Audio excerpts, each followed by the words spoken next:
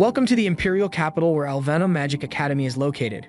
On the streets, a girl notices a man who has just cut his finger, so she decides to help him with a bit of magic, even though it's against the rules. Another girl calls out to her as Rumia as they are about to enter the academy. Alvena Magic Academy is the top school for learning magic.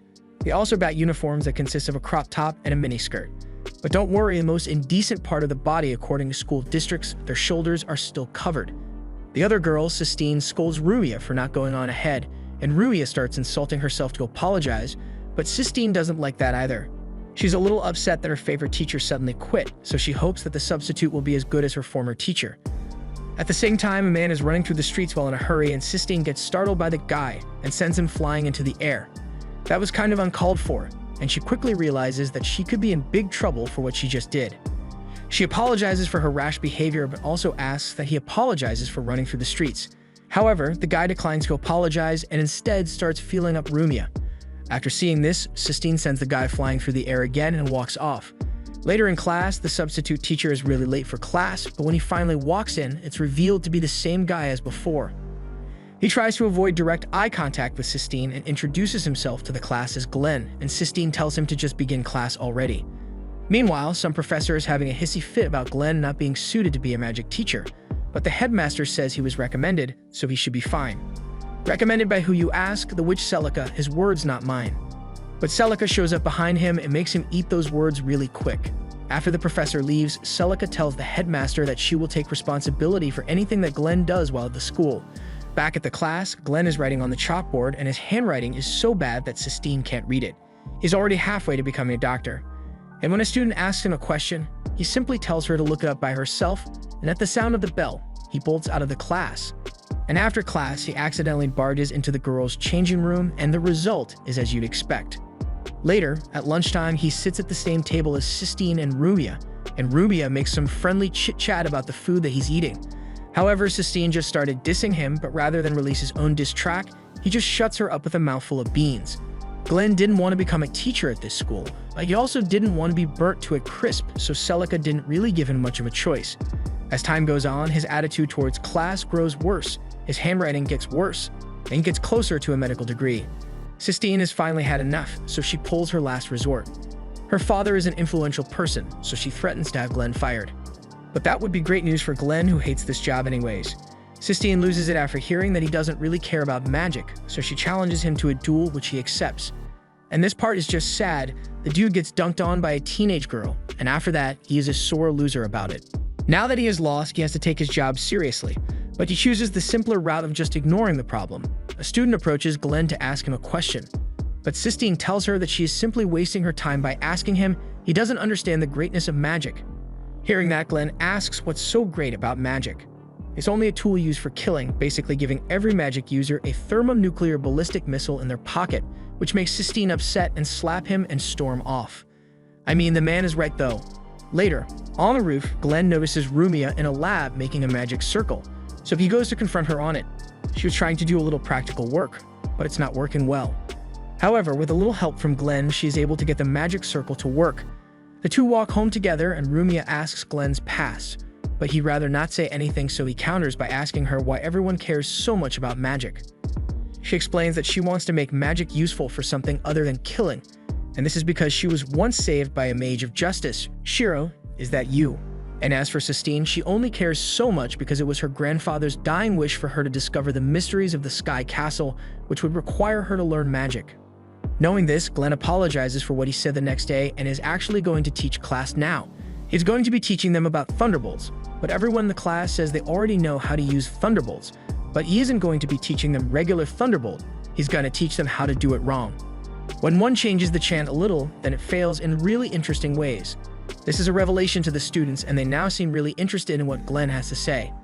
Since then, he has actually been a great teacher, and everyone loves his lectures, so much so that the other professor is starting to get jealous. Later, Glenn is on the roof when Celica comes up and teases him for being happier than he was before. She tells him that she will be away on a magic conference, and while she's gone, he shouldn't do anything illegal, and Sistine and Rumia come up to him with a question.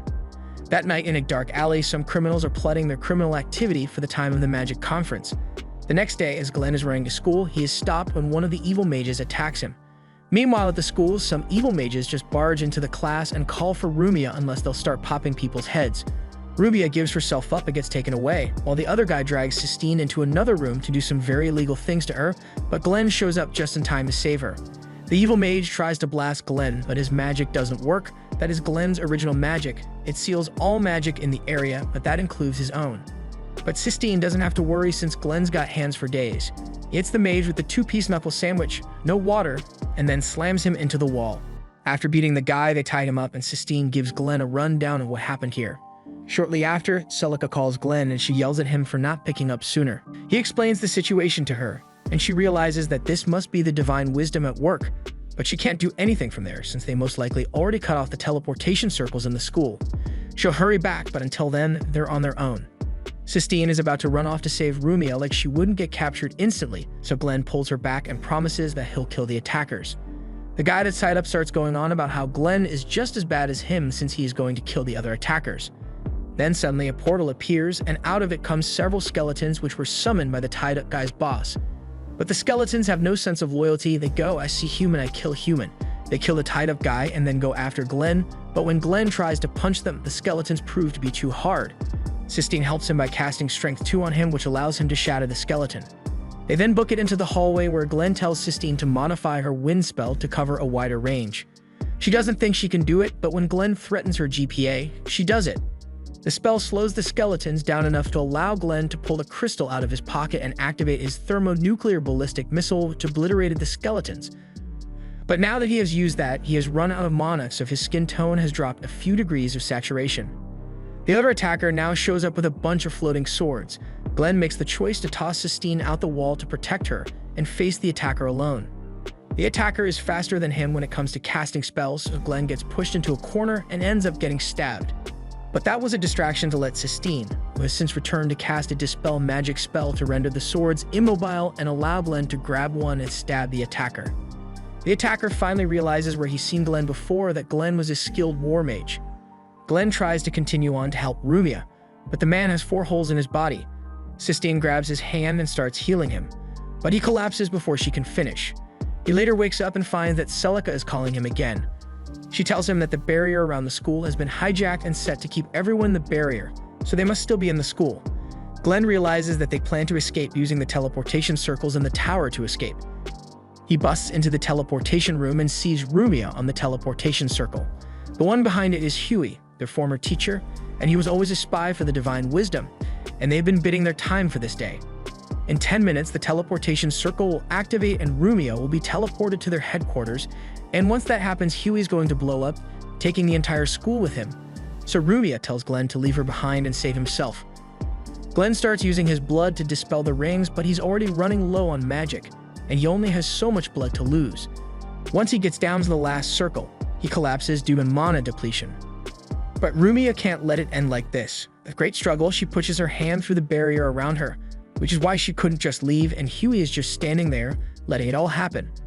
Rumia uses her ability on Glenn. She is able to amplify the power of those that she touches and wakes him up, and he removes the final ring. Huey doesn't give a damn that he lost because he would have died if he won, but if he disobeyed the divine wisdom, then they would have killed him. But that doesn't matter to Glenn, he did it, so he's gonna get punched. Later, Sistine shows up and Huey is on the ground while Glenn is resting in Rumia's lap. Celica later fills Glenn in on all the details. Rumia is a royal, but the world hates people with special abilities, so the royal family faked her death and tried to get rid of her. Celica then asks Glenn why he decided to stay on as a teacher, and he says he just wants to see what they managed to achieve. Elsewhere, a knight, Zelos, is meeting with the queen since he is meant to protect her when she goes to the school competition, and asks her why she is protecting her daughter who is meant to be dead. It appears that the queen still cares for Rumia, but she knows that Rumia must hate her for what she did. Meanwhile, Rumia and Sistine are trying to get their classmates to join the competition, but none of them are interested in joining since they'll most likely carry a big fat L in the event. But then Glenn comes in and assigns events to all the students after judging their talents. Sistine thinks he is being kind by taking such initiative with this, but he's just trying to get the bonus if they win. One student suggests that they just use the top students for all events, and Glenn didn't know that was allowed but thinks it's a great idea. However, Sistine shuts down the idea, citing that everyone should be able to participate. Later, Class 1 and 2 are arguing over who gets to use the training area when the other professor, Hallie, joins the mix. He states that he's going to be training his class for victory, and Glenn gets agitated and stupidly bets 3 months of his salary on his victory when he is already broke. Glenn's stuck with his decision now, so he commits to training them. After a long day of training, Rumia is standing on the balcony recalling what happened when she was younger, but then Sistine shows up and asks if she'll be okay. But Rumia says she is fine. She has new parents now. Sistine and Rumia have dinner with their family, and the dad seems to be really expressive with how much he loves his daughters, but he gets choked out. And in a carriage, the queen is excited to finally see Rumia again, even if it's from a distance. While she stares at her pendant, her maid urges her to wear a different one. On the day of the competition, Class 1 is actually doing quite well, which surprises even Glenn. All the students are performing well in all their fields, and Glenn's hope of not being broke is restored. It finally gets to Rumia's turn with the mental fortitude challenge, and the person issuing the challenge is Discount Gentle Criminal, but this guy is pretty weird. One of the students thinks Glenn chose her for this challenge as a sacrifice, but Glenn truly believes she can handle it. As the contest goes on, a bunch of unnamed students are eliminated until it is just Rumia and this buff dude. The mind break challenge begins, and Rumia is holding up well at first, but eventually she falls to her knees. She still wants to keep going, but Glenn steps in and forfeits for her, telling her that she did well. But a few seconds later, it is found out that the buff dude had passed out and was still standing by the sheer strength of his muscles. Rumia managed to win after all, and Class 2 is now in second place. As the events go on, Class 2 continues to win, and Glenn is getting closer to winning his bet, but the broke is starting to show. 2 people who seem to know Glenn are watching him from a distance, and the girl wants to talk to him, but the guy pulls her back and tells her to focus on the mission. They have to watch the royal guard since there have been reports that they might try something against the queen, but the girl wasn't listening at all, and I can feel his disappointment from here. Later in the day, Glenn is still very much poor, so he hasn't had lunch. A student comes up to him and asks for help with her illusion magic. She thinks it might be better if someone else does it since she can't get it to work right, but Glenn knows that she really wants to try, so he gives her a demonstration by turning into Rumia. He explains to her that it is all about the image of the person you want to turn into, so if you have a strong image of them, it'll help with the transformation. The girl thanks him and leaves, but before he can untransform, Sistine shows up with lunch and thinks he is actually Rumia.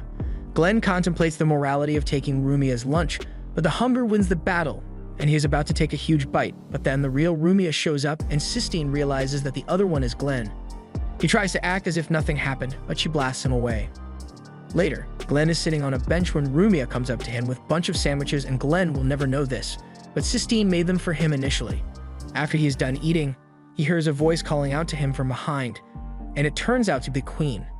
She apologizes to Glenn for him being expelled from the Court of Mages despite his devotion. She then turns to Rumia and tries to talk to her as her mother, but you don't get to abandon your daughter for 3 years and just go back to normal, and Rumia has no intention of playing along. The Queen knows what she did is terrible, so she lets Rumia go and leaves. When she returns to the building, she is confronted by the Imperial Guards, who then point swords at her.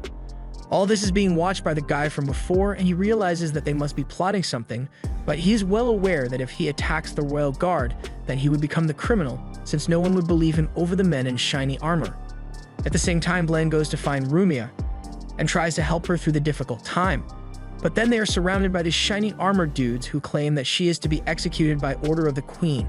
Rumia gives in to their demands and prepares to be executed. But at the last moment, Glenn jumps in to save her, though now he has a 5-star one in level as well. As they escape, he says there is no way the Queen would order that, but when he calls Celica to ask about it, she is being held by the guards. He's out of his depth now and has no idea how to handle the situation, and to top it off, the 2 from earlier have shown up and the girl attacks him. The Queen is being held by Researcher of Divine Wisdom, and even the maid is in on it. They placed a curse on her which forces her to adhere to their demands. Meanwhile, Glenn has realized that the 2 people are old friends from his military days, Albert and Riel, and asks them for help with the situation. They don't know what to do against the rogue Imperial army, but Celica said to meet with the Queen, so that's their best option for now. Glenn takes off with Rumia and runs across the rooftops, while Albert and Riel are sent to handle his class. The class is losing courage now that Glenn is gone, but Albert delivers a message from Glenn to them to please win. The final rounds of events play out, and Class 2 is tied with Class 1 for the winning position. It all comes down to the magic duel, and the deciding battle is Sistine's. She uses the wind spell that Glenn taught her to immobilize the enemy, and then blasts him off like Teen Rocket.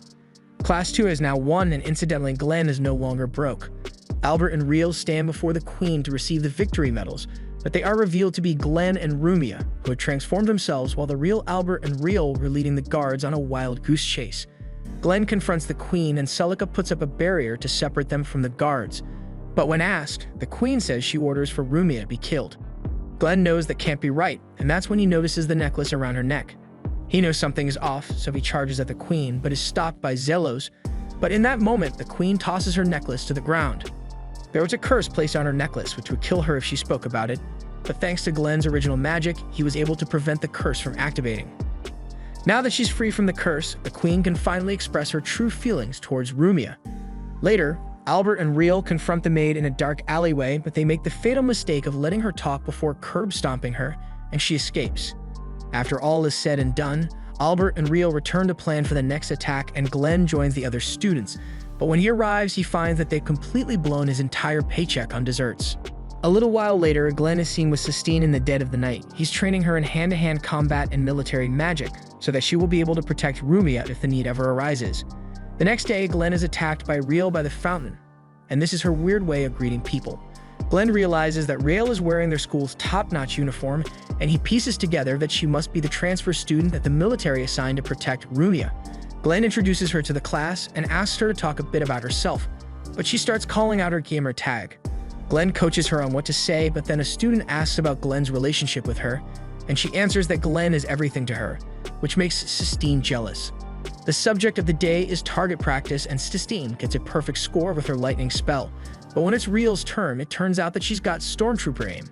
She's not about to let herself fail the class, so she pulls out a sword and chucks it at the problem. Now that everyone in class has witnessed her sword-chucking abilities, they are pretty scared of her. But Rumia still makes an effort to socialize with her and invites her to lunch. The class goes on a class trip, and while the boys are initially not excited for the trip, they realize the girls are gonna be wearing bikinis, and you know what that means, they get to see the girls' shoulders. In town, Glenn finds Albert and realizes that he is the actual guard for Rumia, and Real is just a decoy, and it seems even Albert thinks she is dangerous. The group lands on the beach and Glenn is not feeling too good, but the power of bikinis uplifts his spirits, and later on, all the girls are in their bikinis and the boys are loving it. That night, the boys make a plan to go spy on the girls like any teenage group would do, but Glenn shows up behind them. Glenn has professional knowledge on how to complete the mission, but he is the teacher here and he has to stop them, so they prepare to fight. Meanwhile, the girls and Real are playing a card game. After dealing with the boys, Glenn heads to the beach, and soon after, the girls show up and Real seems to be having fun, so Glenn is satisfied. After a while, Glenn is heading back to the hotel, but Real stops him outside since she wants to talk. She is upset that Glenn won't let her stay by his side, but the reality is that the blue-haired waifu never gets the guy. She blames Rumia, and Sistine stole Glenn away from her and runs off. The next day comes around, and while the students are walking to a research facility, Real is still very much upset with Rumia and Sistine for stealing her man. At the research center, they carry out studies on chimera, or in other words, unholy amalgamations of DNA worse than what you find in Alabama. There was also some research done involving bringing people back to life, but it was abandoned long ago. When the students are leaving the research center, Rumia notices Real sitting alone, and Sistine tries to go talk to her, but she runs off again.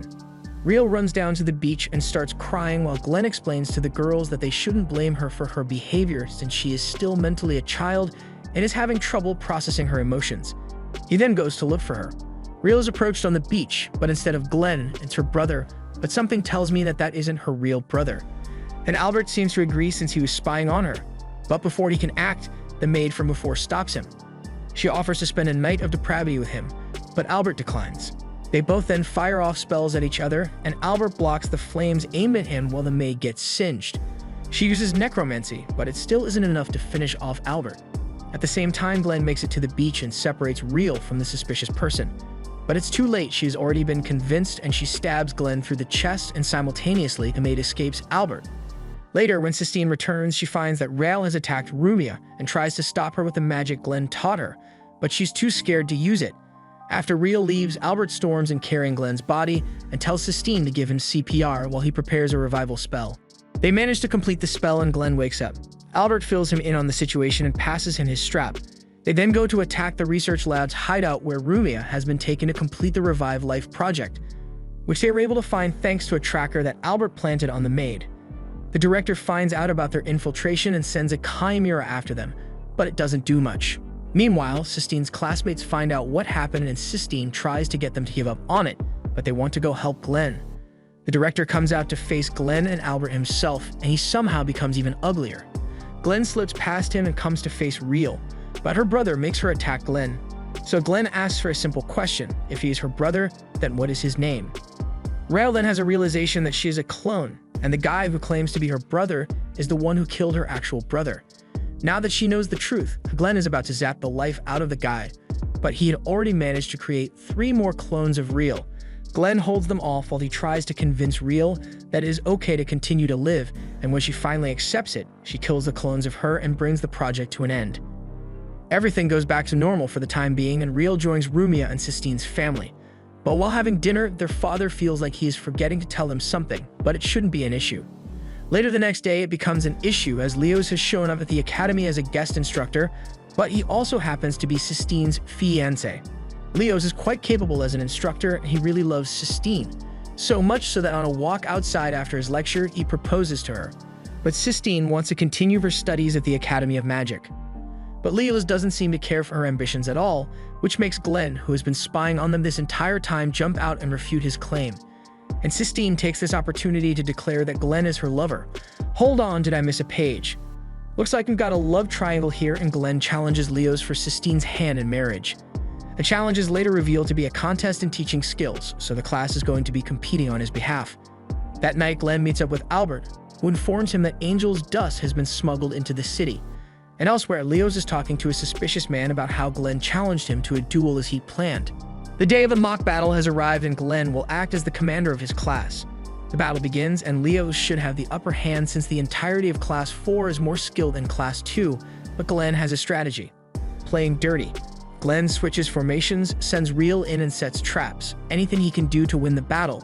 But after all of that, it still ends up being a draw, and the duel has no winner. Leos, who isn't looking so well, challenges Glenn to another duel the next day. And it is later revealed that Leos doesn't actually care for Sistine at all, and he just wants the power from marrying her. That night, Glenn is confronted by Sistine, who asks why he chose to fight in the duel, and all he knows is that hearing Leos deny her dreams made him unreasonably angry. And then this whole thing started. She's happy to hear his answer, but then Leos shows up and starts pulling up Glenn's Facebook history and all the cancelable things he has done, but Glenn isn't about to let that slide, so he starts boxing, but Leos is a pro as well, and he gets knocked down and beaten up by Leos' summons. Then he tells Sistine, "Congratulations, you are getting married, please do not resist." Days pass, and Sistine has accepted that her life is basically over, and Glenn is nowhere to be found. Then on the day of the wedding, Glenn barges in with a smoke bomb and steals Sistine away. Sistine asks him where he has been, and he explains that he got his ass handed to him last time, so he had to go prepare his COD tryhard gear. Then the Angel Dust zombie invasion starts, and he goes full tryhard mode and murders them. Sistine is scared since she has never seen such high-level gameplay, and at that moment Leos, who turns out not to be actual Leos, shows up. He threatens Sistine, and she runs off as the veterans clash. Glenn is battling the guy, but he is getting overwhelmed by the number of enemies. But before it's over for him, Sistine returns with conviction to battle the veterans and make sure Glenn doesn't die. With her help, Glenn is able to close the gap and punch the guy. While the punch rocked him, he isn't done yet and uses his stand as a final play. But Sistine blasts a hole through it and Glenn punches him. And right here, Glenn should have murdered him. But he escapes because Glenn had to go help Sistine. I'm sure that's not going to be a problem later, but for now, all goes back to normal.